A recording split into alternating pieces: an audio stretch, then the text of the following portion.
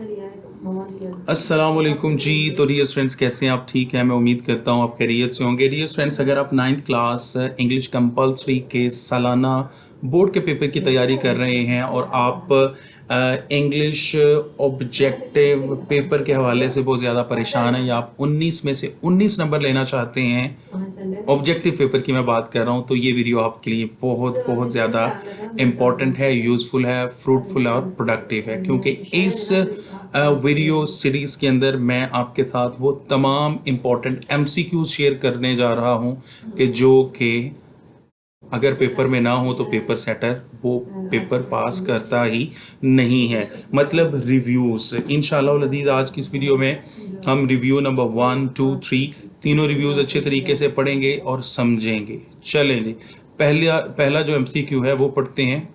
It was so delicate a situation. ठीक है, तो डेलिकेट जो वर्ड है वो अंडरलाइन है और इसके मीनिंग के बारे में पूछा जा रहा है कि इसका मतलब क्या है। डेलिकेट का मतलब होता है हसास, ठीक है, इजीली टूट जाने वाला। तो डिफिकल्ट का मतलब होता है मुश्किल, इजी का मतलब होता है आसान, सेंसिटिव का मतलब भी होता है हसास, और फ्रेजिल का मतलब भी होता है हसास। डियर फ्रेंड्स, अगर इन दोनों में से कोई एक लफ्ज़ भी आ जाए तो जवाब दुरुस्त होगा। अब दोनों अल्फाज इसमें आ गए हैं तो दोनों ही जवाबात दुरुस्त हैं। समझ आ गई आपको?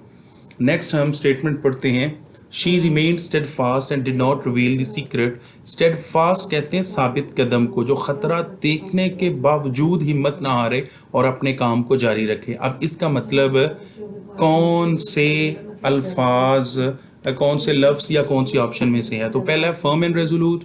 फर्म एंड रेजोल्यूट का मतलब यही होता है पुख्ता और पुख्ता अज़्म।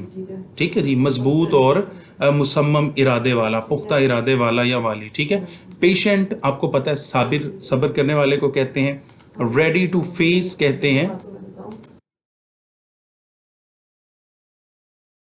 रेडी टू फेस सामना करने के लिए जो तैयार होता है, और प्रिपेयर्ड फॉर द वर्स्ट जो बुरे के लिए तैयार रहता है। तो इसका डेफिनेटली जो दुरुस्त ऑप्शन है वो है फर्म एंड रेजोल्यूट।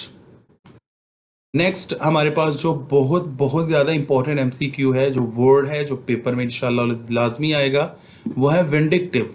विंडिक्टिव का वो मतलब पूछ रहा है कि विंडिक्टिव का मतलब क्या है। तो डियर स्टूडेंट्स, विंडिक्टिव का मतलब होता है इंतकाम लेने वाला या इंतकाम लेने वाली। तो नीचे कौन सा वर्ड है जिसका मतलब है इंतकाम लेने वाला? रिवेंजफुल। तो रिवेंजफुल ऐसा वर्ड है जिसका मतलब विंडिक्टिव के मतलब जैसा है, यानी कि इंतकाम लेने वाला या इंतकाम लेने वाली। तो बी जवाब दुरुस्त है। नेक्स्ट है जी एस्टोनिश। एस्टोनिश का मतलब होता है हैरान करना। ओके, और नीचे कौन सा वर्ड है जिसका मतलब है हैरान करना? तो डियर स्टूडेंट्स, सरप्राइज जो वर्ड है इसका मतलब है हैरान करना। तो डी जवाब दुरुस्त है। ओके, नेक्स्ट स्टेटमेंट है the students are all geared up. Geared up हमारे पास अंडरलाइन वर्ड है और इसका मतलब हमने बताना है, और ये रिव्यू का बहुत बहुत बहुत ज़्यादा इंपॉर्टेंट वर्ड है। तो गियर्ड अप का मतलब होता है तैयार होना। ठीक है, पता है जब बाइक को आप गियर में डालते हैं और क्लच छोड़ते हैं तो बाइक क्या होता है? तैयार होता है। क्या करने के लिए? आगे जाने के लिए। ठीक है, तो इसी तरह गियर्ड अप का मतलब है रेडी। ये रेडी ऐसा वर्ड है जिसका मतलब है तैयार। ठीक है, नेक्स्ट जो वर्ड है हमारे पास वो है their eloquence memory phone expression in their poetry. तो एलोक्वेंस जो वर्ड है ये क्या है? ये अंडरलाइंड है और इसका मतलब होता है फसाहत और बलागत। और नीचे 4 ऑप्शन है हमारे पास। अब हमने बताना है कि 4 ऑप्शन में से कौन सा वर्ड है जिसका सेम मतलब है जो एलोक्वेंस का है। तो वीक कमज़ोर को कहते हैं, स्ट्रॉन्ग मजबूत को कहते हैं, हेल्दी सेहतमंद को कहते हैं जैसा कि आप हैं। ठीक है, और फ्लुएंसी ऐसा वर्ड है जिसका मतलब होता है फसाहत व बलागत। ठीक है जी, तो डी ऑप्शन दुरुस्त है। नेक्स्ट वर्ड है डिवोशन। ठीक है, डिवोशन का मतलब क्या होता है जी? डिवोशन का मतलब होता है वफादारी। ठीक है, और नीचे कौन सा वर्ड है इन 4 ऑप्शन में से जिसका मतलब है वफादारी? तो वो है लॉयल्टी। कौन सा वर्ड है जी? लॉयल्टी। ए ऑप्शन दुरुस्त है। नेक्स्ट है जी valour. Valour is a slash an, आगे साइन ऑफ इंटरोगेशन है। वैलर का मतलब होता है हौसला, हिम्मत, जुर्रत। ठीक है, तो नीचे सॉरी वो पूछ रहा है कि ये according to the English grammar ये वर्ड मटेरियल नाउन है, काउंटेबल नाउन है, अनकाउंटेबल नाउन है और नाउन अब्स्ट्रैक्ट नाउन है। ठीक है, तो वैलर एक ऐसी चीज है जिसे ना हम देख सकते हैं ना छू सकते हैं।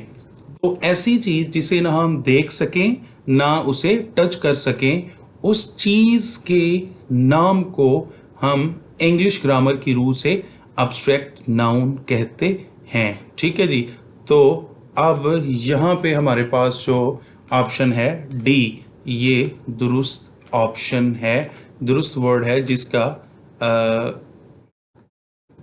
मतलब है वैलर। नेक्स्ट है जी statement Saqib is leaving Friday at Noon.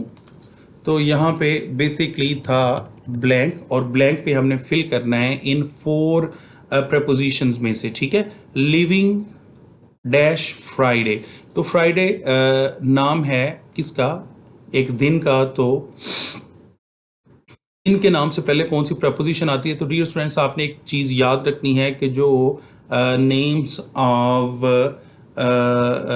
Week days हैं, इनसे पहले हमेशा जो प्रपोजिशन आती है इंग्लिश में वो होती है ऑन। ठीक है जी, नेक्स्ट वर्ड है हमारे पास we are studying dash English.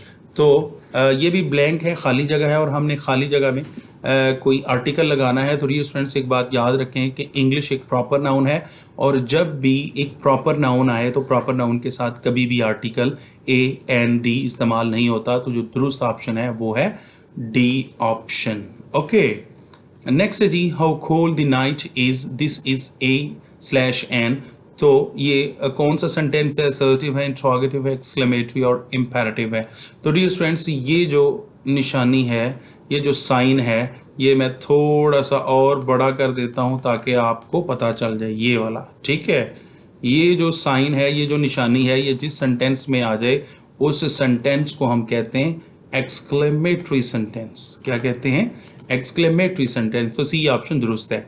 Next dear students I dash you ride by bike if you like. ठीक है, पहली बात तो ये है कि ये कंडीशनल सेंटेंस है, इफ से हमें पता चल गया। ठीक है जी, तो जो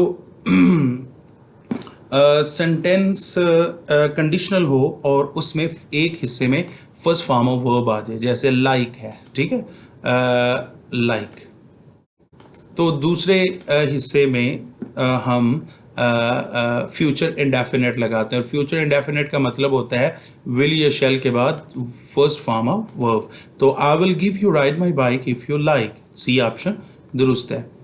नेक्स्ट है जी यू डैश बी पंचुअल। तो पंचुअल कोई इंसान भगोड़ा है जो पंचुअल नहीं है, तो हम उसे एम्फसिस के साथ कहेंगे कि आपको क्या होना चाहिए?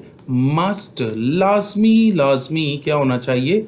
पाबंद होना चाहिए, पंचुअल होना चाहिए। ठीक है जी, तो सी ऑप्शन दुरुस्त है। नेक्स्ट है जी the boy laughs loudly. Loudly underline word है और इसके बारे में पूछा जा रहा है। The underline word is a slash an, intransitive verb है, रेगुलर वर्ब है, ट्रांजिटिव वर्ब है और इरेगुलर वर्ब है। तो डियर स्टूडेंट्स ये असल में रेगुलर वर्ब भी है और एक और चीज है इंट्रांजिटिव भी है। अब रेगुलर और इंट्रांजिटिव कैसे है? रेगुलर ऐसे वर्ब को कहते हैं जिसकी सेकंड और थर्ड बनाने के लिए बाकायदा एक कायदा हो। ठीक है जी, और इंट्रांजिटिव वर्ब ऐसे वर्ब को कहते हैं कि जो अपने ऑब्जेक्ट पर ट्रांसफर हुए बगैर अपना जो मीनिंग है वो मुकम्मल कर ले। तो लाफ ऐसा वर्ड है, हंसना, कि जो अपने ऑब्जेक्ट के बगैर ही अपना मीनिंग मुकम्मल कर लेता है। और आज का आखिरी जो सेंटेंस है इस पहले रिव्यू का वो है ओपन द विंडो। ये इंपेरेटिव सेंटेंस है और इसका पैसिव वॉइस हमने बनाना है। और तो वो कौन सा पैसिव वॉइस इन ऑप्शन में से दुरुस्त है? तो dear friends let the window be opened, ये जो सेंटेंस है ये करेक्ट है जी। तो डियर फ्रेंड्स ये था 9th क्लास इंग्लिश कंपल्सरी का फर्स्ट रिव्यू। इंशाअल्लाह अज़ीज़ आप यकीन रखें कि इन्हीं तीनों रिव्यूज़ के अंदर से इंशाअल्लाह अज़ीज़ आपकी जो मारूज़ी है वो सेट होगी। और अगर आप मेरे YouTube चैनल पे न्यू हैं या पहले भी वीडियोस देखते आ रहे हैं तो जितनी भी वीडियोस MCQs के हवाले से मेरे YouTube चैनल पर मौजूद हैं, अगर आप वो सारी देख लें तो इंशाअल्लाह अज़ीज़ 19 में से 19 नंबर आप लाज़मी हासिल कर लेंगे। और फर्दर मेरे यूट्यूब चैनल पर 2023 का गेस्ट पेपर भी मौजूद है। उन तमाम क्वेश्चंस को अच्छे तरीके से प्रिपेयर करें। इंशाअल्लाह लदीज़ आप इज़िली 75 आउट ऑफ 75 मार्क्स लेके कामयाब होंगे। अल्लाह ताला आपको अच्छी पोज़ीशन से कामयाबी अता करे। Thanks for watching this video. Allah हाफ़िज़। Bye bye.